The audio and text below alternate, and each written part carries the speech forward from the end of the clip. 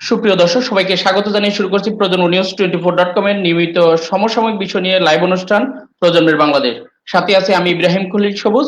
আমাদের আজকের আলোচনার বিষয় কঠোর লকডাউন কতটুকু বাস্তবায়ন হচ্ছে, এ বিষয় নিয়ে আলোচনা করার জন্য আমাদের সাথে তিনজন অতিথি আজকে যুক্ত হয়েছেন। রাজশাহী থেকে যুক্ত হয়েছেন রাজশাহী পোস্টের স্টাফ রিপোর্টার জনাব মোহাম্মদ আব্দুর রহিম। চট্টগ্রাম থেকে যুক্ত হয়েছেন দৈনিক পূর্বকোণের স্টাফ রিপোর্টার জনাব ইমাম হোসেন রাজু, এবং সাতক্ষীরা থেকে আমাদের সাথে যুক্ত হয়েছেন সাতক্ষীরা দিবা নৈশ কলেজের ইসলামের ইতিহাস ও সংস্কৃতি বিভাগের প্রভাষক আব্দুল্লাহ মামুন। আপনাদের তিনজনকে অভিনন্দন।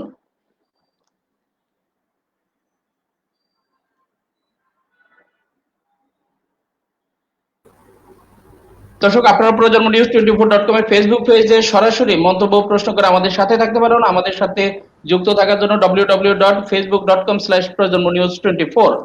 আমরা চলে যাব মূল আলোচনায়। শুরুতে চলে যাব জনাব আব্দুর রহিম আপনার কাছে। আপনি রাজশাহী থেকে আমাদের সাথে যুক্ত হয়েছেন।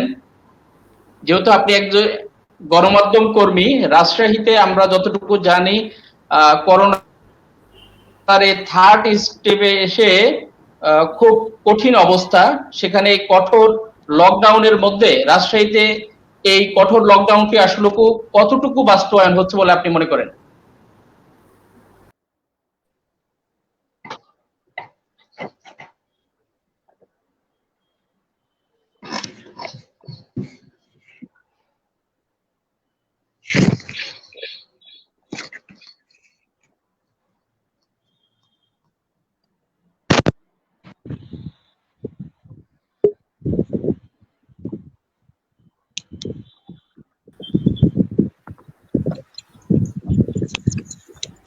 জনাব আব্দুল রহিম, আপনার কাছে আমার প্রশ্ন ছিল, এবারের এই কঠোর লকডাউন রাজশাহীতে কতটুকু বাস্তবায়ন হচ্ছে বলে আপনি মনে করছেন? জি, ধন্যবাদ সবুজ ভাইকে আমাকে সুযোগ দেওয়ার জন্য। আপনারা জানেন যে দেশব্যাপী কিন্তু করোনার যে বিশেষ লকডাউন এটি কিন্তু চলছে। আমাদের করোনার দ্বিতীয় ঢেউ কিন্তু রাজশাহী এবং চাঁপাইনবাবগঞ্জ অঞ্চলে কিন্তু আমাদের করোনার ঢেউটা বেশি, আপনারা এটি জেনেছেন এর আগে। এটি কিন্তু করোনা ভারতীয় ভ্যারিয়েন্টটাই কিন্তু মূলত এখানে বেশি প্রভাব ফেলছে। এই ভ্যারিয়েন্টে প্রভাব ফেলার কারণে কিন্তু বিশেষ লকডাউনটা এইভাবে এসছে। তো আমরা প্রথম 2 দিন আমরা যেটা দেখেছি যে লকডাউন কিন্তু অতিমাত্রায়, মানে যেভাবে আমরা সফল বিশেষ লকডাউনটা দেখছি সেটা কিন্তু সফল হয়েছে, এবং এই সফলের পিছনে আরো কিছু কারণ রয়েছে। যে বৃষ্টি ছিল কিন্তু প্রথম 1 তারিখ এবং 2য় তারিখ, যার কারণে কিন্তু দেখা যাচ্ছে একটা কাকপক্ষীও দেখা যায় না, রাস্তাঘাটে একদম শুনশান নীরবতা দেখা গেছে রাজশাহীতে। কিন্তু 3 তারিখ থেকে যেটি দেখা যাচ্ছে যে রাজশাহীতে প্রতিদিনই কিন্তু মানুষ বাড়ছে, এবং এটি কিন্তু দেখে বোঝার উপায় নাই যে এটি কিন্তু লকডাউন চলছে, বা বিশেষ যে লকডাউনের কথা আমরা যেমনটি শুনছিলাম বা আমরা যেভাবে জেনে আসছি, এটি কিন্তু খুব বেশি লকডাউন মানে বলা যাবে না যে বিশেষ লকডাউন। এটির পেছনে আবার যৌক্তিক কারণও আছে, কারণ মানুষের যে অভাব অনটন, হ্যাঁ, এই জায়গা থেকে কিন্তু মানুষ বাইরে আসছে এবং নিত্য প্রয়োজনীয় কাজে কিন্তু মানুষ বাইরে চলে আসছে।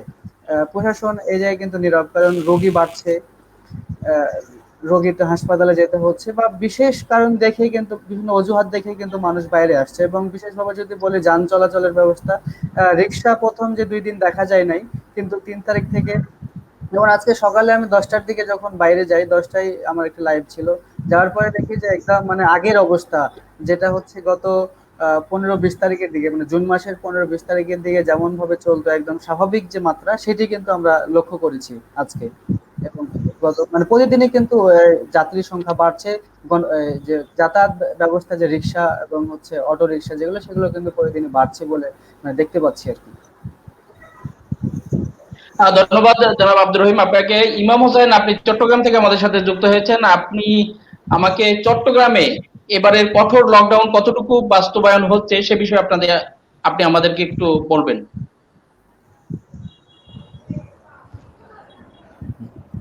ধন্যবাদ প্রজন্ম নিউজকে, তার সাথে সাথে সবুজ ভাইকে আপনাকে ধন্যবাদ জানাচ্ছি। আপনাদেরকে একটু বলে রাখি, সেটি হচ্ছে যে একটু আগে রাজশাহীর কথা জানাচ্ছেন আমাদের আরেকটু ভাই।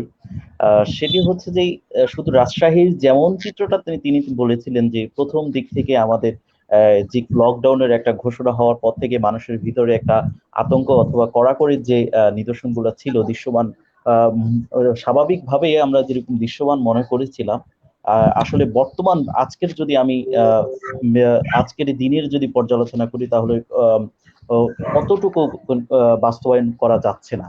তার পিছনেই অবশ্যই যৌক্তিক কারণ রয়েছে। আপনি চট্টগ্রাম শহরের আজকেও আমি পুরো শহরটাকে ঘুরে দেখেছি এবং কি সরজমিনে বিভিন্ন এলাকায় গিয়েছিলাম। সেখানে দেখা যাচ্ছে যে রিক্সার পুরা নগরীটাই দখলে নিয়েছে, পুরোটাই রিক্সা ছড়াছড়ি আছে। তার মধ্যে আছে যে খেটে খাওয়া মানুষগুলো, যারা গুরুত্বপূর্ণ যে মানুষগুলো আছেন, যারা দিন মজুর থেকে শুরু করে সবাই সবাই কিন্তু রাস্তায় একদম বেরিয়ে আসছেন।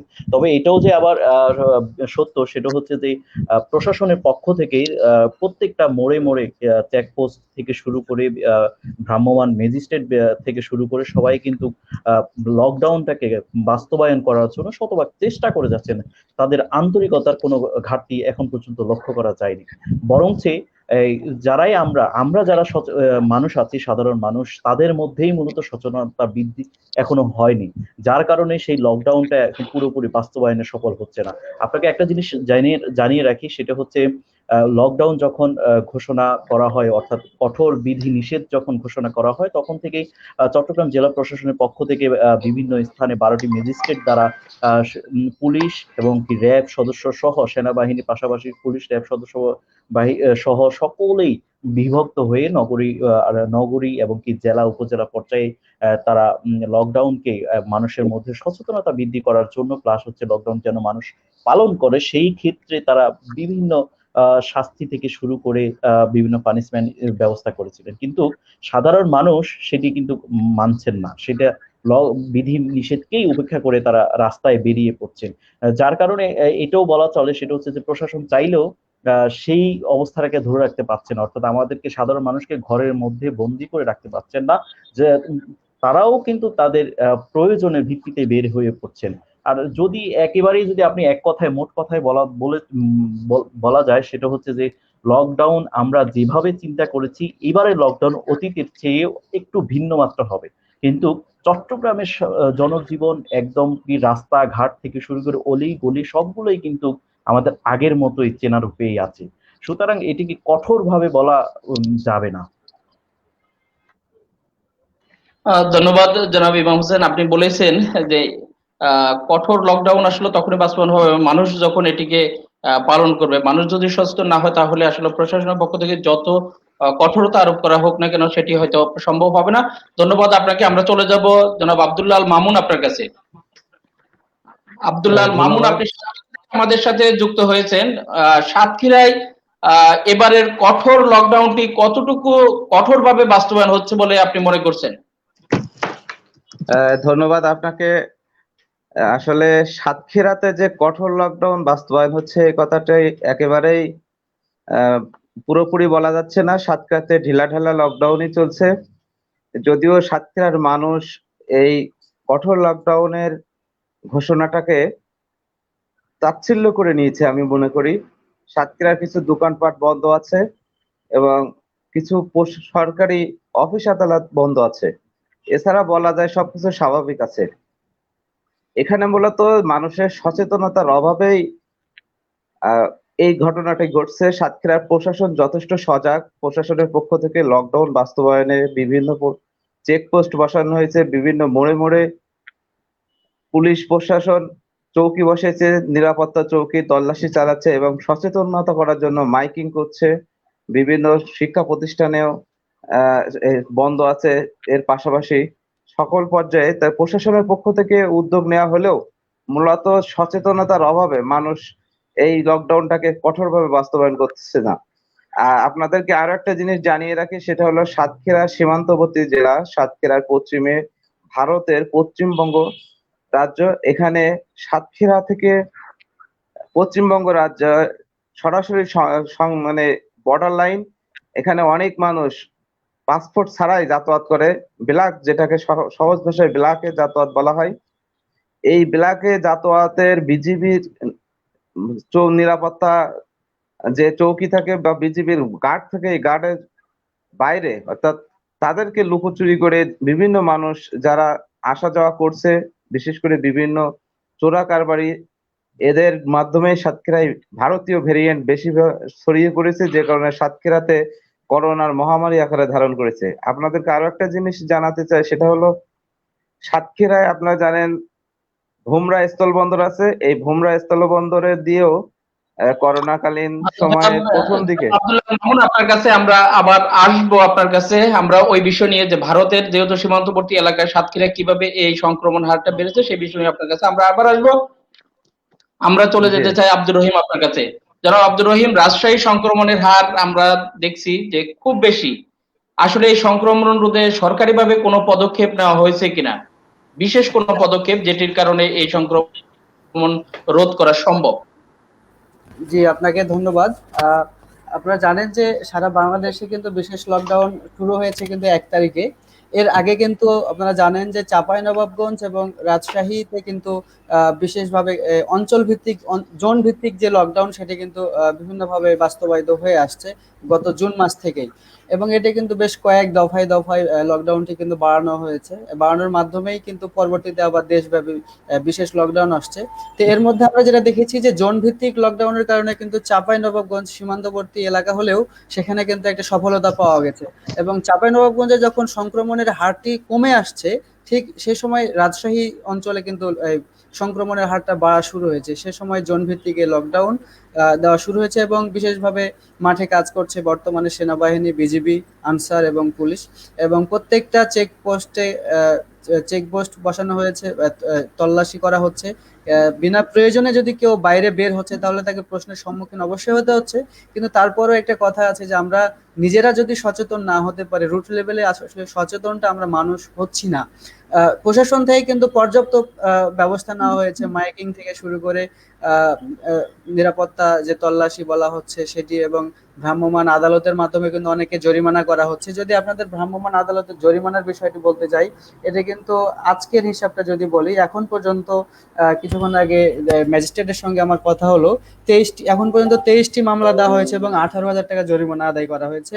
এবং গতকালকের হিসাব যেটি আপনাকে বলতে চাই, যে গতকালকে মোট 86টি মামলা হয়েছে এবং আসামি 86 জন। জরিমানা আদায় করা হয়েছে 55,200, কারাদণ্ড নাই। এবং মাস্ক বিতরণ করেছে, তারা কিন্তু সচেতন। এই যে কারাদণ্ড দিচ্ছেন বা হচ্ছে তাদেরকে যে জরিমানা আদায় করছে, এর মধ্যে কিন্তু তারা মাস্ক বিতরণ করছেন ওনারা প্রশাসনের পক্ষ থেকে। এবং গতকালকে 1290টা কিন্তু মাস্ক বিতরণ করেছে ওনারা। এই যে জরিমানা আদায় করা হচ্ছে, তারপরে মানুষ বিভিন্ন অজুহাতে বাইরে বের হচ্ছেই, নিজেরা সচেতন হচ্ছে না, মাস্ক পরছে না। এটা কিন্তু সবচাইতে একটি মানে বড় সমস্যা হয়ে দাঁড়িয়েছে। সরকারের পক্ষ থেকে এবং প্রশাসনের পক্ষ থেকে যথেষ্ট পদক্ষেপ নেওয়া হচ্ছে, কিন্তু আসলে আমরা রুট লেভেলের মানুষরা কিন্তু সচেতন হচ্ছি না। এটাই সবচাইতে মানে আমাদের ধন্যবাদ জনাব আব্দুর রহিম আপনাকে। আসলে আপনি বলেছেন যে সরকারিভাবে নানা ধরনের পদক্ষেপ নেওয়া হয়েছে। আমরা দেখেছি বিভিন্ন গণমাধ্যমের বদৌলতে, আমরা দেখেছি যে সরকারিভাবে অনেকগুলো কর্মসূচি নিয়েছে, সেখানে বিভিন্ন ধরনের পদক্ষেপ নিয়েছেন। সেগুলো মানুষ আসলে যদি এই পদক্ষেপগুলো অনুসরণ করে নিজেরা সচেতন হয় তাহলে এই সংক্রমণ রোধ করা সম্ভব। ধন্যবাদ আপনাকে। আমরা আপনার কাছে আবার আসবো। আমরা চলে যাব জনাব ইমাম হোসেন রাজু আপনার কাছে। জনাব ইমাম হোসেন রাজু, চট্টগ্রামের সংক্রমণের হারটা কেমন এবং এই সংক্রমণ রোধে সরকারি এবং জনপ্রতিনিধিদের পক্ষ থেকে কি ধরনের পদক্ষেপ নেওয়া হয়েছে? ধন্যবাদ। আমি আপনাকে প্রথমত একটা গত কয়েকদিনের চিত্র যদি চট্টগ্রামের বলি, সেটা হচ্ছে যে আজকের যদি আমরা এই চিত্রটা বলি, সাধারণত আজকের সংক্রমণের হার হচ্ছে যে 37.39%, যেটি এযাবৎ কালের চট্টগ্রামের জন্য সর্বোচ্চ শনাক্তের হার। আর আপনারা ইতিমধ্যে হয়তো জেনেছেন যে এই চট্টগ্রামে 4 জন মারা গিয়েছেন। আপনি এর আগের দিন যদি আমরা বলি, অর্থাৎ গতকালকের যদি হিসাবটা বলি, সেখানে গতকালকের সংক্রমণের হার ছিল 35.02%। ওই দিন কিন্তু মারা গেছে 9 জন। সব মিলিয়ে এর আগে ছিল সংক্রমণের হার 34.12%। এর আগে ছিল 33.16%। অর্থাৎ আপনাকে এই গত 4 দিনের পরিসংখ্যানটা এই জন্যই বললাম যে চিটাগং অর্থাৎ চট্টগ্রামের সংক্রমণ হার বর্তমানে একদমই ঊর্ধ্বমুখীতেই রয়েছেন। অর্থাৎ গত এক সপ্তাহে আমরা দেখেছি, গত এক সপ্তাহ আগের কথা যদি আপনাকে বলি, তখন আমরা দেখেছিলাম সংক্রমণের হার 20 থেকে 25% মধ্যে অথবা 30% নিচে অবস্থান করেছিল। কিন্তু চলতি সপ্তাহে এসে সেটি প্রতিটা দিন অর্থাৎ দিনে দিনে সংক্রমণের হারটা ঊর্ধ্বমুখী অবস্থানে রয়েছে। সেটি প্রায় 1 থেকে 2% অথবা তার চেয়েও কম শতাংশ বেড়ে বেড়ে কিন্তু আস্তে উপরের দিকে ঊর্ধ্বমুখী অবস্থানে রয়েছে। সেক্ষেত্রে মৃত্যুর সংখ্যাটাও কিন্তু একদম ফেলে দেওয়ার মতো নয়। কেন এই জন্যই বলছি, আগেও আমরা দেখেছি মৃত্যুর সংখ্যাটা সর্বোচ্চ পুরো চট্টগ্রাম জেলা এবং কি নগরী সহ মিলে চট্টগ্রামে 1 জন অথবা 2 জনের মৃত্যু হয়েছিল, এবং কি আমরা এটাও দেখেছি টানা 1 সপ্তাহ পর্যন্ত মৃত্যু শূন্য কোটায় ছিল চট্টগ্রাম। কিন্তু গেল চলতি মাসের যদি হিসাবটা বলি, চলতি মাস থেকে শুরু করে 5 জন, গড়ে 5 জনের করে মৃত্যু হচ্ছে এই চট্টগ্রামে। আপনাকে আরেকটা কথা বলি, সেটা হচ্ছে যে এই চট্টগ্রাম নগরের অর্থাৎ 60 লক্ষ মানুষের বসবাস, যদিও নগরীটা খুবই ছোট, কিন্তু এতদিন নগরের মধ্যে সংক্রমণের হার সবচেয়ে বেশি থাকলেও বর্তমান চিত্র হচ্ছে যে সেটি গ্রাম উপজেলায় অর্থাৎ প্রত্যেকটা গ্রাম অঞ্চলে এই সংক্রমণের হার ছড়িয়ে পড়েছে ইতিমধ্যে। এই জন্য বলছি, আমরা গত কয়েকদিনে যদি ডাটা বিশ্লেষণ অর্থাৎ স্বাস্থ্য বিভাগ থেকে যে আমরা ডাটাগুলো সংগ্রহ করি সেটা বিশ্লেষণ করলে দেখা যায় উপজেলা লেভেলের অর্থাৎ চট্টগ্রামের 14টি উপজেলা রয়েছে। 14টি উপজেলা লেভেলের প্রতিদিনের যে নমুনা পরীক্ষা হচ্ছে এবং কি শনাক্ত পজিটিভ এবং কি নেগেটিভ হচ্ছে, সেই ডাটা বিশ্লেষণ করলে দেখা যায় 14 উপজেলায় সংক্রমণের হার নগরীর চেয়ে 2 গুণ অথবা 3 গুণ বেশি।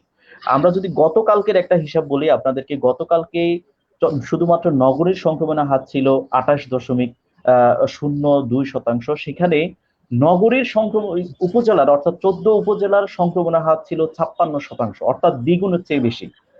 প্রতিদিনেই নগরের চেয়ে উপজেলা লেভেলের সংক্রমণটা খুবই বাড়ছে, একদম বলা চলে একদম খুব ভয়াবহ জনাব অবস্থায় আছে। জনাব ইমাম হোসেন রাজু, আপনি স্বাস্থ্যবিদ করেন, আমি যতটুকু জানি যে আপনি দৈনিক পূর্বকোণের স্বাস্থ্যবিদে কাজ করার কারণে অনেকগুলো তথ্য দিয়েছেন আপনি। আমরা দেখেছি যে ঊর্ধ্বমুখী হচ্ছে প্রতিনিয়ত। এই যে সরকারিভাবে আপনি এর আগে আলোচনায় আমাদেরকে বলেছেন যে সরকারিভাবে বিভিন্ন ধরনের পদক্ষেপ নেওয়া হয়েছে, মানুষ আসলে সচেতন হচ্ছে না। সাথে সাথে আমি আপনার কাছে জানতে চাই যে জনপ্রতিনিধিদের এই ক্ষেত্রে ভূমিকাটা কেমন? জি, আপনাকে একটা কথা বলে রাখি, সেটা হচ্ছে যে গত সম্প্রতি অর্থাৎ সম্প্রতি সময়ের মধ্যে স্বাস্থ্য বিভাগ থেকে চট্টগ্রাম সিটি কর্পোরেশন, চট্টগ্রাম জেলা প্রশাসন, চট্টগ্রাম জেলা পরিষদ সহ সংশ্লিষ্ট বিভাগের ঊর্ধ্বতন কর্মকর্তাদেরকে একটা চিঠি পাঠিয়েছেন। সেটি হচ্ছে প্রত্যেকটা ওয়ার্ড মহল্লা কেন্দ্রিক অর্থাৎ ইউনিয়ন থেকে শুরু করে ওয়ার্ড থেকে শুরু করে নগরীর প্রত্যেকটা ওয়ার্ড থেকে শুরু করে জনপ্রতিনিধিকে সম্পৃক্ত করে এবং কি স্থানীয় পর্যায়ে যারা গণ্যমান্য যে ব্যক্তিবর্গ আছে তাদেরকে সংযুক্ত করে একটা কমিটি অর্থাৎ প্রতিরোধ করার জন্য কমিটি করার জন্য আমরা যতটুকু সর্বশেষ জেনেছি যে প্রত্যেকটি নগরীর প্রত্যেকটি কেন্দ্রে এই ধরনের একটা কমিটি গঠন করা হয়েছে। কিন্তু এটাও সত্য, কমিটি কতটুকু কাজ বাস্তবায়ন করতে পারছে। আসলে কথা হচ্ছে প্রতিটা সংক্রমণ রোধ করতে হলে যে এখন আমরা যে মহামারী বিস্তারের মধ্যে আছি অর্থাৎ ঊর্ধ্বমুখী যে সংক্রমণ আছে সেটি যদি মোকাবিলা করতে হয়, প্রথমত হচ্ছে আমি এবং আপনাকে অর্থাৎ জনসাধারণকে সচেতন হতে হবে। আমি যদি চিটাগংয়ের অলিগলি অর্থাৎ মূল সড়ক থেকে যদি একটু আমরা ভিতরে যাই, অলিগলি সড়কগুলো দেখি, এখনো কিন্তু রাস্তাঘাট, দোকান, চায়ের দোকান বলেন, সেলুন বলেন, সবখানেই আমরা জড়ো হয়ে আছি। আমার মুখে মাস্ক নেই, সচেতনতার বালাই বলতে কি সেটাও নেই। তাহলে এই কমিটিগুলো আসলে কতটুকু কার্যকারিতা তাদের ভূমিকা রাখতে পারবে বলে আমার মনে হয় সেটা আমি আপনি তবে অনেক বলেছেন যে আসলে কমিটি হয়েছে, যেহেতু কমিটি হয়েছে আমরা আশা করি যে এই কমিটি হয়তো যথাযথভাবে এই সংক্রমণ রোধে ভূমিকা পালন করবে। আপনার কাছে আমার এক কথায় একটি উত্তর জানার আছে, এই যে চট্টগ্রাম শহরে জলাবদ্ধতার একটা চরম সমস্যা, টানা বর্ষা হওয়ার কারণে জলাবদ্ধতা আমরা একেবারে গণমাধ্যমের বদলতে দেখতে পাচ্ছি। আসলে সোশ্যাল মিডিয়াতে আমরা ব্যাপক হারে দেখতে পাচ্ছি যে চট্টগ্রামের এই চিত্র। এই যে জলাবদ্ধতা নিরসনে আসলে প্রশাসনের পক্ষ থেকে বিভিন্ন ধরনের পদক্ষেপ নেওয়া হচ্ছে, জনপ্রতিনিধিরা বিভিন্ন ধরনের প্রতিশ্রুতি, বিভিন্ন ধরনের ইলেকশন আসলে বিশেষ করে দেওয়া হয়, কিন্তু এই সময়ে এই জলাবদ্ধতা নিরসনে জনপ্রতিনিধিদের ভূমিকাটা আসলে কেমন, এক কথায় যদি আমাদেরকে একটু বলেন। সেটা হচ্ছে যে এই মুহূর্তে জলাবদ্ধতা নিরসন প্রকল্পের কাজ কিন্তু জনপ্রতিনিধিদের হাতে নেই এই মুহূর্তে। আহ, যেটি আপনারা হয়তো আগে জেনেছেন, সেটি হচ্ছে যে চট্টগ্রাম উন্নয়ন কর্তৃপক্ষ অর্থাৎ সিডিএ কর্তৃক এই জলবদ্ধতা নিরসনের প্রকল্পের কাজটা বাস্তবায়নাধীন আছেন, যেটি বাংলাদেশ সেনাবাহিনীর ইঞ্জিনিয়ার ডিপার্টমেন্ট কাজ করছেন। তবে সম্প্রতি যদি কয়েকটি আপনি চট্টগ্রামের আঞ্চলিক পত্রিকাগুলোর যদি খবরের মাধ্যম বা সূত্র ধরে বলি, সেটি হচ্ছে যে এখানে জনপ্রতিনিধিদের সম্পৃক্ততা করার জন্য সিটি কর্পোরেশন থেকে বারবার বলা হলেও সেটি কিন্তু আসলে আহ, আহ, সমন্বয়হীনতার যে অভাবটা, অর্থাৎ সিডিএ সিটি কর্পোরেশন সহ যে সংশ্লিষ্ট বিভাগ যেটি জলবদ্ধতা নিরসন প্রকল্পে কাজ করতে হলে যাদের যাদের প্রয়োজন, বিশেষ করে পানি উন্নয়ন বোর্ড থেকে ওয়াসা, বিদ্যুৎ, অর্থাৎ যাদেরকে সম্পৃক্ত করা, সেই সমন্বয়হীনতা নেই এখন পর্যন্ত। আর যতদিন পর্যন্ত সমন্বয়হীনতা থাকবে ততদিন পর্যন্ত এই জলাবদ্ধতার সুফল মিলবে বলে আমার আশা করা যায় না।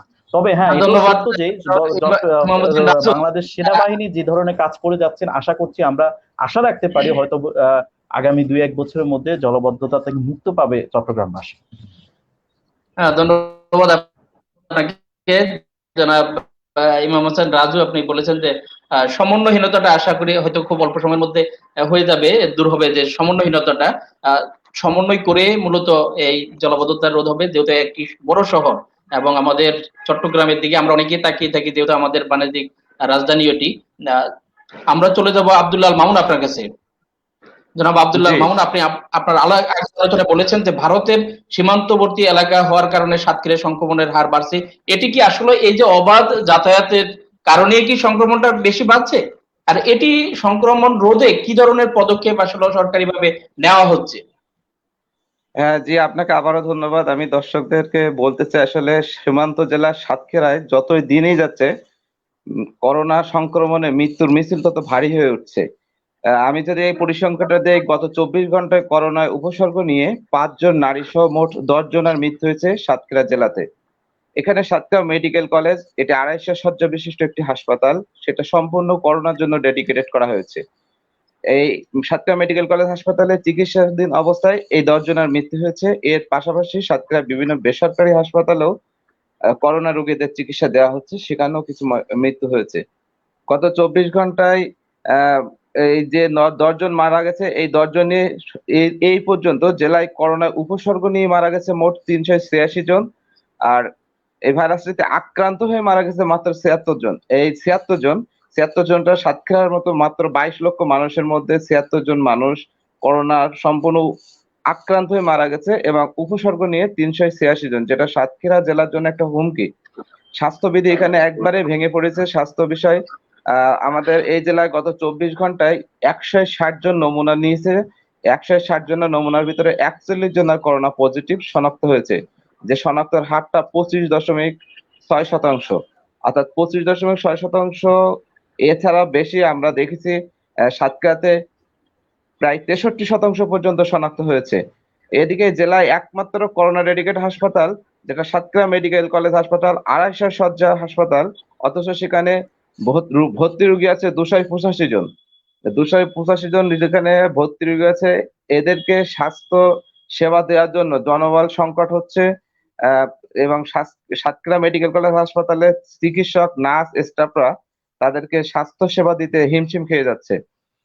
যদিও আপনারা জানেন, কিছুদিন আগে সাতক্ষীরায় 14 জন ডাক্তারকে এখান থেকে পদায়ন করা হয়েছিল, অর্থাৎ অন্য জায়গায় বদলি করা হয়েছিল সাতক্ষীরার মানুষের দাবিতে এবং সাতক্ষীরা স্বাস্থ্য বিভাগের বিশেষ আহ, সুপারিশের কারণে সাতক্ষীরা এই বদলি আপাতত স্থগিত করা হয়েছে।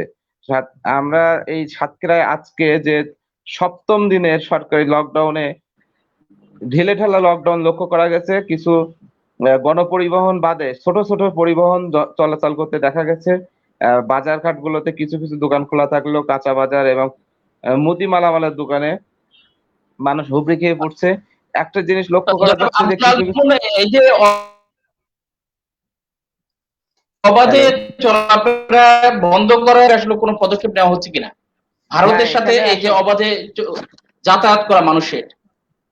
এখানে সীমান্তবর্তী যারা সীমান্ত পাহারায় আছে, বিজিবির পক্ষ থেকে কঠোর ব্যবস্থা নেওয়া হয়েছে। এখন নিরাপত্তা চৌকি আরো জোরদার করা হয়েছে, এবং প্রতিনিয়ত ভারতের থেকে বাংলাদেশের সীমান্ত কঠোর পাহারার মধ্যে আছে, এবং বিজিবির পক্ষ থেকে নিয়মিত সংবাদ সম্মেলন করে প্রতিদিন আপডেট জানানো হচ্ছে। একটা ধন্যবাদ জিনিস আব্দুল আল মামুন।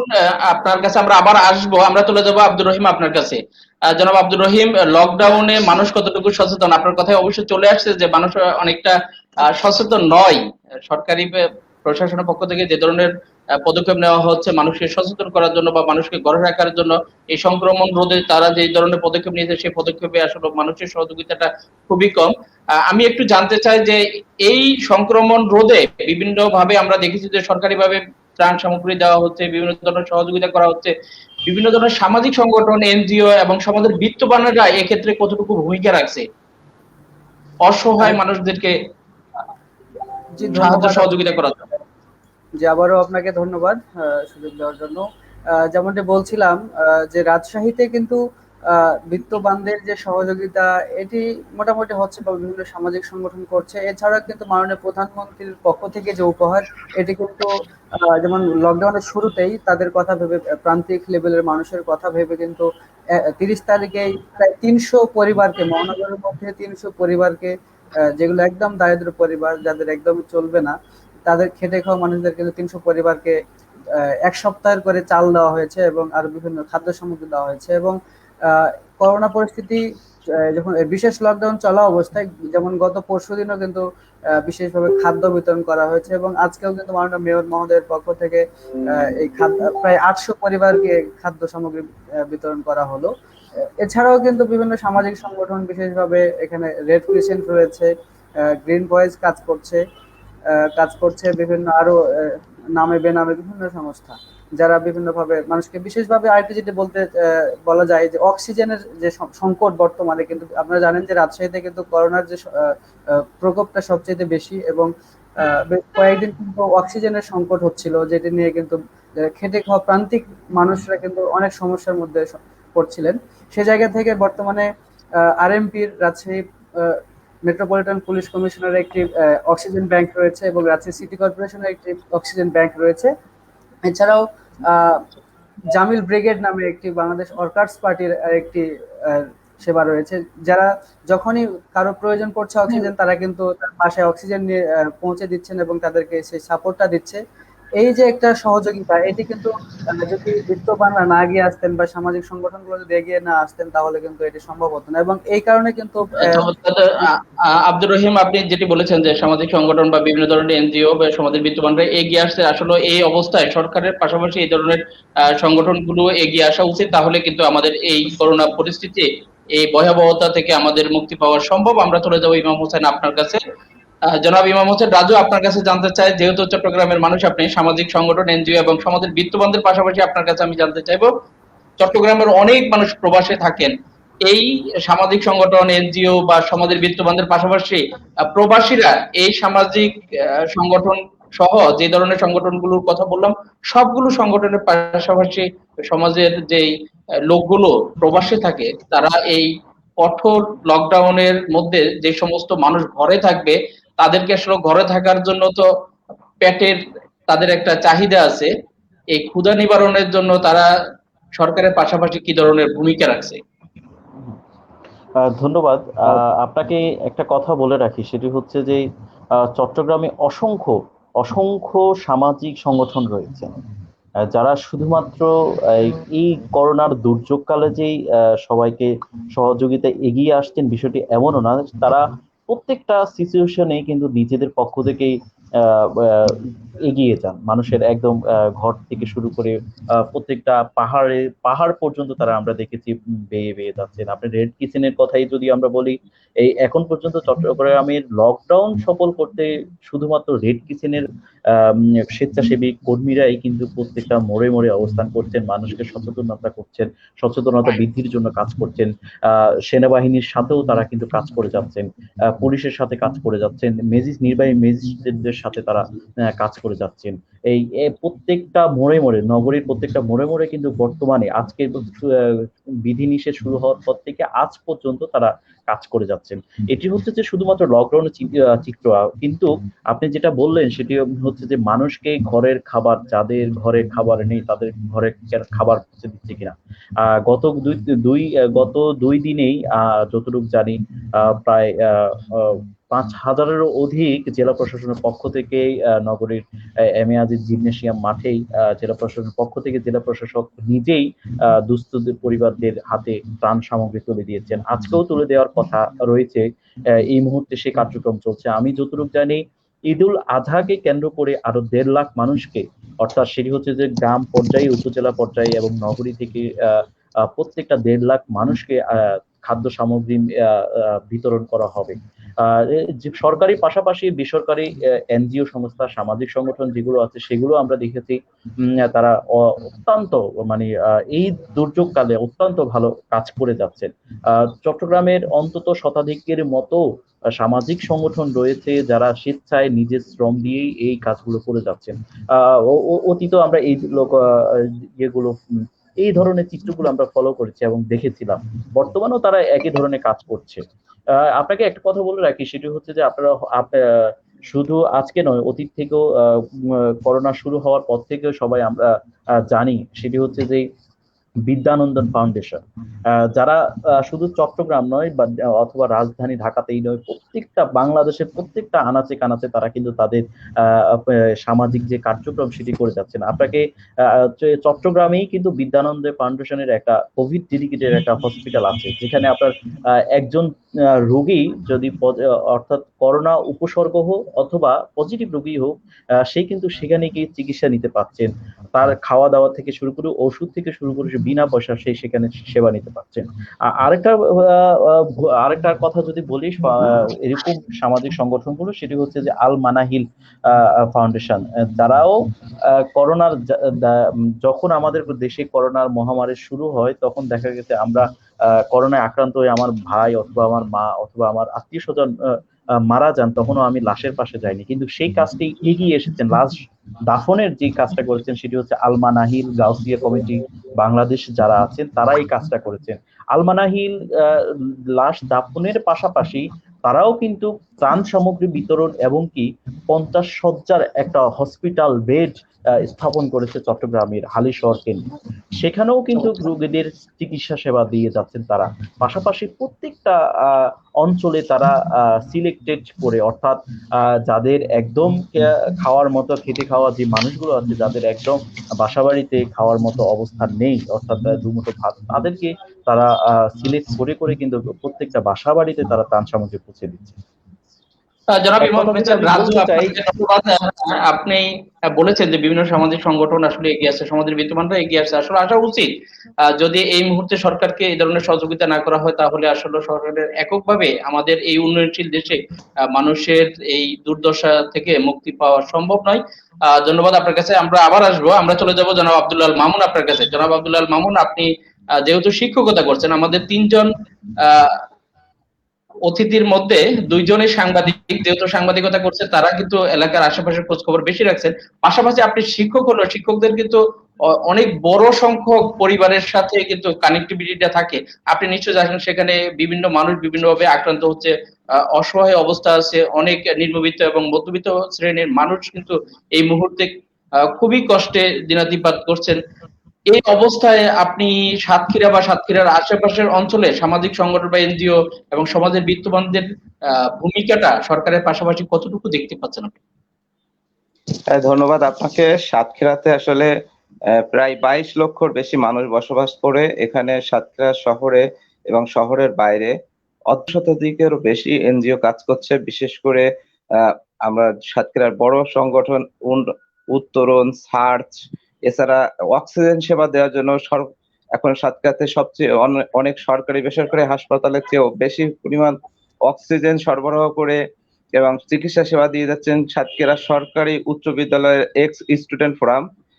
এখানে অর্ধশতাধিকের বেশি তারা অক্সিজেন সিলিন্ডার নিয়ে রিজার্ভ করছে এবং কয়েক লক্ষ টাকার ওষুধ সরবরাহ করছে তারা। এর পাশাপাশি উত্তরণ বলে একটি এনজিও আছে, তারাও বিভিন্ন প্রত্যন্ত অঞ্চলে তারা অক্সিজেন সরবরাহ করছে। এর পাশাপাশি ক্ষুদ্র ক্ষুদ্র ভাবে স্থানীয় পরিসরে অক্সিজেন সরবরাহের জন্য মূলত বেশি লক্ষণীয় করা দেখা যাচ্ছে, যে বেশি লক্ষ্য করা যাচ্ছে যে মানুষ অক্সিজেন সংকটটা যেন না পড়ে সেটা। এর পাশাপাশি রেড ক্রিসেন্টের পক্ষ থেকে এবং রান্না করা খাবার সরবরাহ করা লক্ষ্য করা গেছে। সরকারি বেসরকারি ভাবে বিভিন্নভাবে ত্রাণ সরবরাহ করা হয়েছে, কিন্তু সেটা প্রয়োজনের তুলনায় অত্যন্ত অপ্রতুল। আমরা দেখেছি সাতক্ষীরার বিশেষ করে খাবারের দাবিতেও আন্দোলন মানে আপনার মানববন্ধন করতে দেখা গেছে। সেটা বিশেষ করে সাতক্ষীরার লিভার শ্রমিকরা, সাতক্ষীরার মটর শ্রমিকরা যারা দীর্ঘদিন ধরে করোনার মধ্যে রয়েছে। আপনাদেরকে একটা জিনিস জানাতে চাই, সেটা হলো সাতক্ষীরাতে লকডাউনটা কিন্তু গত মাসের ৩ তারিখ থেকে শুরু হয়েছে। সাতক্ষীরার অঞ্চলভেদে লকডাউন চলছে। সরকারি লকডাউন এই আজকে ৭ম দিন, যেটা দেশব্যাপী চলছে। তো সেহেতু সাতক্ষীরার মানুষ আরো অনেক দিন ধরে ভোগান্তিতে আছে। সাতক্ষীরার এই লকডাউনের কারণে অনেক মানুষ, তারা যারা নিম্নবিত্ত মধ্যবিত্ত তারা কর্মজীবী, তাদের কর্মহীন হয়ে পড়ায় খাবারের চাহিদা তাদের মানে তারা দিন আনা দিন খাওয়া বা এমন আধাহারে অনাহারে দিন কাটাতে হচ্ছে, এরকম অনেক লক্ষ্য করা গেছে। তো সাতক্ষীরা সর্বোপরি কিছু সামাজিক সংগঠন, জনপ্রতিনিধিরা তারা চেষ্টা করছে, কিন্তু যথাযথভাবে পরিপূর্ণ যে খাবার সরবরাহ করা সেটা আসলে কষ্টসাধ্য হয়ে পড়ছে। এর পাশাপাশি যে জিনিসটা দেখছি ধন্যবাদ যে আব্দুল্লাহ আল মামুন আপনাকে। আপনি বলেছেন যে আসলে সামাজিক সংগঠন এনজিও বিত্তবানরা এগিয়ে আসছেন, এটি আসলে আসা উচিত। সব জায়গায় আমরা দেখেছি জি বিভিন্ন সংগঠন আসলে এগিয়ে আসছে। আপনার কাছে আমরা আবার আসবো, আমরা চলে যাব জনাব আব্দুর রহিম আপনার কাছে। জনাব আব্দুর রহিম, আপনার কাছে সর্বশেষ জানতে চাই, কর্মহীন মানুষের সহায়তা সরকার যে ধরনের সাহায্য দিচ্ছে তা পর্যাপ্ত কিনা এবং এটি যথাযথভাবে বন্টন হচ্ছে কিনা। আপনি একজন গণমাধ্যম কর্মী হিসেবে এটিকে কিভাবে দেখছেন?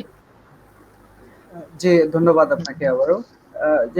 যেমনটি বলছিলেন যে প্রণোদনা বা ত্রাণ যে বিতরণ সরকারি যে সাহায্য বা সহযোগিতায় যেটাই বলি না কেন, এটি আসলে পর্যাপ্ত না। আমরা কিন্তু যে সংকটের মধ্যে আছে এটি কিন্তু পর্যাপ্ত না। এটি সংকট থাকবে, এটি স্বাভাবিক।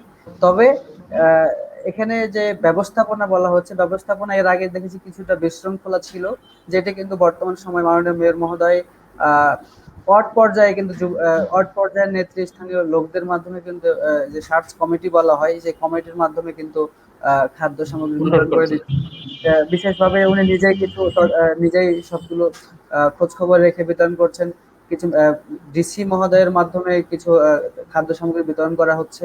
এভাবে কিন্তু দায়িত্বশীল যারা রয়েছেন, জেলা প্রশাসক এবং হচ্ছে রাসিক মেয়র, দুইজনেই কিন্তু সমান তালে কিন্তু ব্যবস্থাপনা রেখেই এটি কিন্তু করছেন, এবং এটার মাধ্যমে দেখা যাচ্ছে যে সুষ্ঠুভাবে বিতরণ হচ্ছে। তবে আমরা যতই সুষ্ঠুভাবে বলি না কেন, দুই এক জায়গায় কিছু ফাঁকফোকর থেকে যায়, কিছুটা বিশৃঙ্খলা থাকবে, এটাই কিন্তু হচ্ছে মোটামুটি।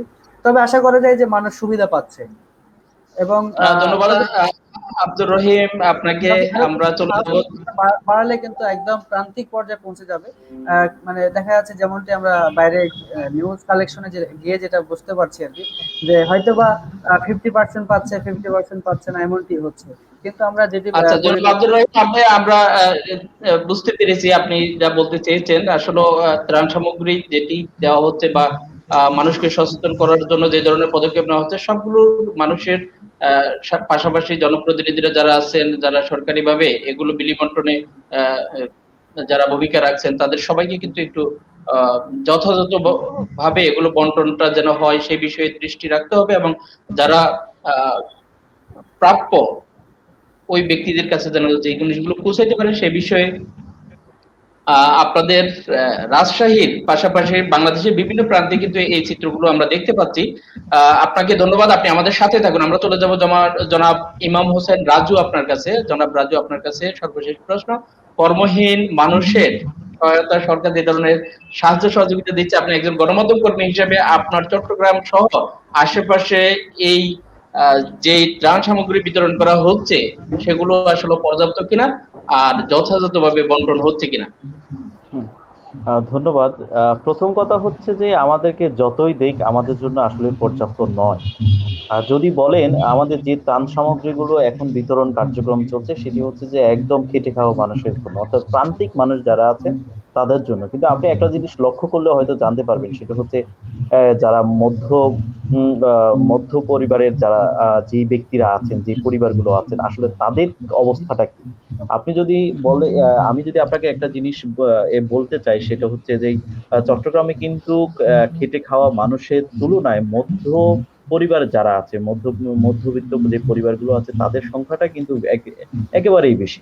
কিন্তু সেই পরিবারগুলোর যে কষ্ট লাঘব, সেই লাঘবের চিত্র কিন্তু আমরা এখন পর্যন্ত দেখতে পাইনি। অর্থাৎ যদিও সরকারিভাবে একটা ত্রাণ সহায়তা দেওয়ার জন্য একটা হেল্পলাইন এখন পর্যন্ত আছেন, কিন্তু কতজন আসলে ফোন দিচ্ছেন, আমি কি আমার ফোন দিতে পারবো কিনা, প্রত্যেকটা মধ্য পরিবারের একটা বিষয় থাকে যে আমি যদি এরকম ত্রাণ সামগ্রী নেই, আমার পাশের যে পরিবারগুলো আছে, যে পাশের যে সমাজ আছে, আমাকে কি বলবে, এই ধরনের একটা বিষয় থাকে। তবে হ্যাঁ, সে আরেকটা বিষয় হচ্ছে যে আপনি যেটা বললেন যে ত্রাণ সামগ্রী গুলো সঠিকভাবে বন্টন হচ্ছে কিনা। আমরা দেখেছি লকডাউনের শুরু থেকেই কিছু বিশৃঙ্খলা ছিল উপজেলা, বিশেষ করে উপজেলা পর্যায়ের যে বিতরণ গুলো, কার্যক্রম গুলো ছিল, চেয়ারম্যান অথবা মেম্বার যারা ছিল তাদের মাধ্যমে যে ত্রাণ সামগ্রীগুলো বিতরণ হয়ে আসছিল, সেখানে আমরা অনেক বিশৃঙ্খলার খবর পেয়েছি, অর্থাৎ আত্মসাতের খবর পেয়েছিলাম।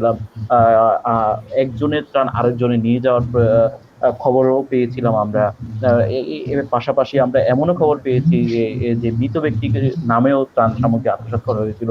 তবে এখন পর্যন্ত উপজেলা পর্যায়ে আগের মতো ত্রাণ সামগ্রী সচরাচর এখনো বিতরণ কার্যক্রম আমরা এখনো খবর পাইনি। তবে এর পাশাপাশি চট্টগ্রাম নগরীতে এখন পর্যন্ত সেই কার্যক্রমটা চলমান আছে। তবে নগরীতে অতীতেও এই ধরনের কোনো আমরা রেকর্ড পাইনি, যেহেতু এই ত্রাণ সামগ্রী সরাসরি জেলা প্রশাসকের নির্বাহী ম্যাজিস্ট্রেটগণ এটার সাথে সংশ্লিষ্টতা আছেন, সেই হিসেবে আশা করা যায় এটা নিয়ে কোনো ধরনের বিশৃঙ্খলা হবে না। ধন্যবাদ জনাব ইমাম হোসেন রাজু আপনাকে। আমাদের অনেক দর্শক আমাদের সাথে আছেন, অনেকে কমেন্টস করেছেন। দর্শক, আপনাদের সবাই কমেন্টস গুলো হয়তো দেখাতে পারলে বা পড়তে পারলে আমাদের জন্য ভালো লাগতো, কিন্তু আমাদের সময় স্বল্পতার জন্য আমরা হয়তো সব কমেন্টস গুলো পড়তে পারছি না বা আপনাদের সব প্রশ্নের জবাব দিতে পারছি না। আপনারা আমাদের সাথে থাকুন। আমরা চলে যাব জনাব আব্দুল্লাহ আল মামুন আপনার কাছে। জনাব আব্দুল্লাহ আল মামুন, আপনি যেহেতু শিক্ষকতা করছেন, কর্মহীন মানুষের যারা নিম্নবিত্ত এবং মধ্যবিত্ত শ্রেণীর মানুষ, এই মানুষগুলোর সহায়তা সরকার যে ধরনের সাহায্য সহযোগিতা করছেন এটি পর্যাপ্ত কিনা এবং যথাযথভাবে বন্টন হচ্ছে কিনা, আপনি ওখানে জি কিরকম? জি, ধন্যবাদ আপনাকে। আসলে আমি ইমাম হোসেন রাজু ভাইয়ের কথার সাথে সুর মিলিয়ে বলতে চাই, আমাদের চাহিদা শেষ নাই। তো চাহিদা শেষ না থাকলেও আসলে মৌলিক চাহিদা পূরণ করার জন্য যতটুকু প্রয়োজন এবং খেয়ে পড়ে মোটা ভাত মোটা কাপড় খেয়ে পড়ে বেঁচে থাকার জন্য যতটুকু প্রয়োজন ততটুকু সরকারের পক্ষ থেকে এখনো মনে হয় বরাদ্দ হয়নি, বা সেভাবে আমরা ত্রাণ বিতরণ লক্ষণীয় নয়। সাতক্ষীরাতে কিছু মানুষের কাছে কিছু রেড ক্রিসেন্ট এবং সাতক্ষীরার মাননীয় এমপি মহোদয়, সাতক্ষীরা পৌরসভার পক্ষ থেকে মাননীয় মেয়র মহোদয় সহ কয়েকজনের পক্ষ থেকে রান্না করা খাবার কিছু কিছু বিতরণ লক্ষ্য করা গেছে।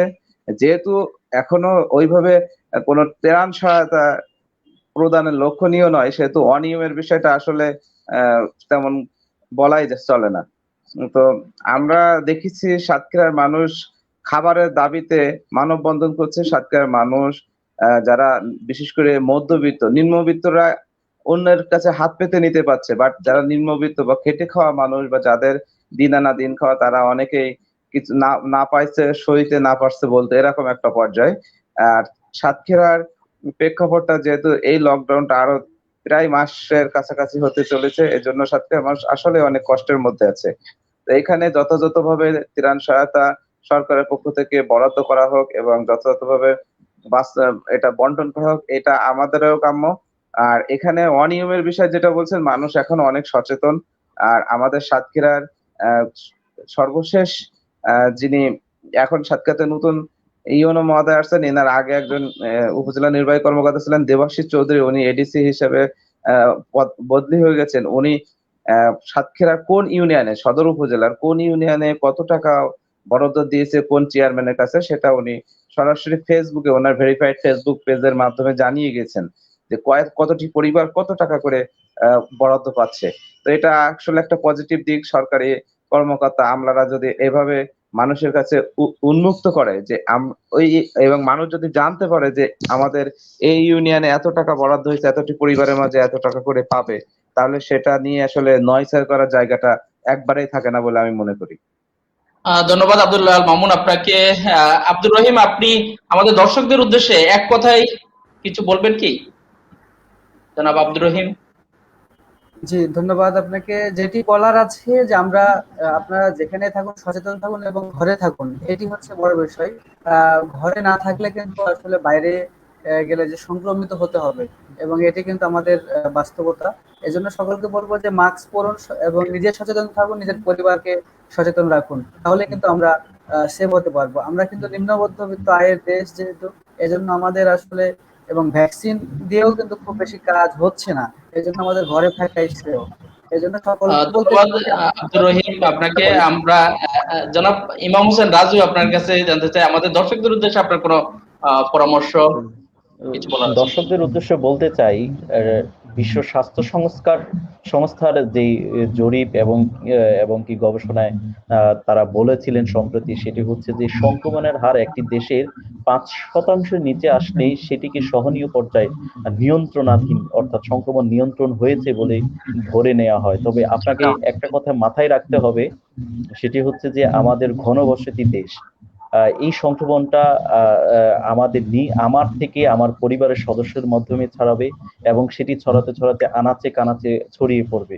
যতক্ষণ পর্যন্ত আমাদের এই সংক্রমণ নিয়ন্ত্রণ হবে না, অর্থাৎ 5% অন্তত সহনীয় পর্যায়ে আসতে হলে আমাদের 5%-এর নিচে যতক্ষণ পর্যন্ত আসবে না, ততক্ষণ পর্যন্ত আপনি স্বাস্থ্যবিধি মেনে চলুন, আপনি মাস্ক ব্যবহার করুন, নিজে ঘরে থাকুন, অন্যকে সচেতন করুন, অন্যকে ঘরে রাখার জন্য উদ্বুদ্ধ করুন।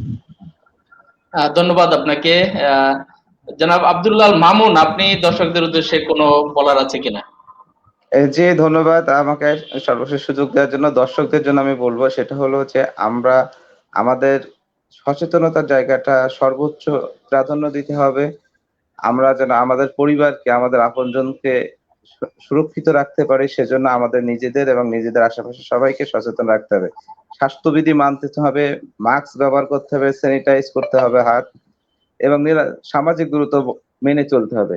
এর পাশাপাশি যে জিনিসটা বলবো সেটা হলো যে আমাদের পুষ্টিকর খাবার খেয়ে আমাদের রোগ প্রতিরোধ ক্ষমতাটাকে পর্যায়ক্রমে বাড়াতে হবে। এই রোগ প্রতিরোধ ক্ষমতা বাড়ানোটা আমাদের অত্যন্ত জরুরি। করোনা থাকবে, করোনা যেহেতু আসছে, এটা একবারেই আমাদের দেশ তথা পৃথিবী থেকে চলে যাবে না, নিয়ন্ত্রণে থাকবে। তো এই করোনাকে মেনে নিয়ে আমাদের যেন রোগ প্রতিরোধ ক্ষমতাটা বাড়াতে পারি, এবং আমাদের ক্ষয়ক্ষতির পরিমাণ কমায় নিয়ে আসতে পারি, বিশেষ করে মৃত্যুর হার কমায় নিয়ে আসতে পারি, সেদিকে লক্ষ্য রাখতে হবে। তো ধন্যবাদ সকলকে এবং ধন্যবাদ আয়োজকদেরকেও।